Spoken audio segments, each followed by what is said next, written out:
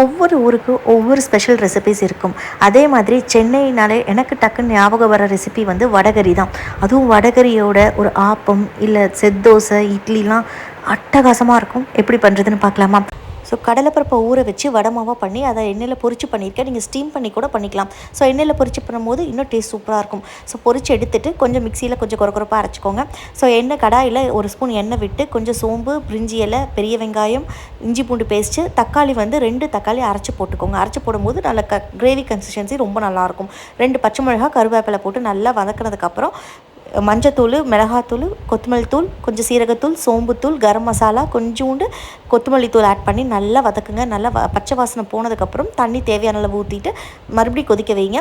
நம்ம ஆல்ரெடி வடை சுட்டு வச்சுருக்கோம் இல்லைங்களா, அதை வந்து கொரப்பாக மிக்சியில் அரைச்சி இந்த மாதிரி ஆட் பண்ணும்போது உங்களுக்கு நல்லா சாப்பிடும்போது ஒவ்வொரு பைட்டுக்குமே அந்த வடை கிடைக்கும். ரொம்ப நல்லாயிருக்கும். கொஞ்சம் தேவையான அளவு தண்ணீர் விட்டு எடுத்திங்கன்னா ஆப்பமோட செம்மையாக இருக்கும்.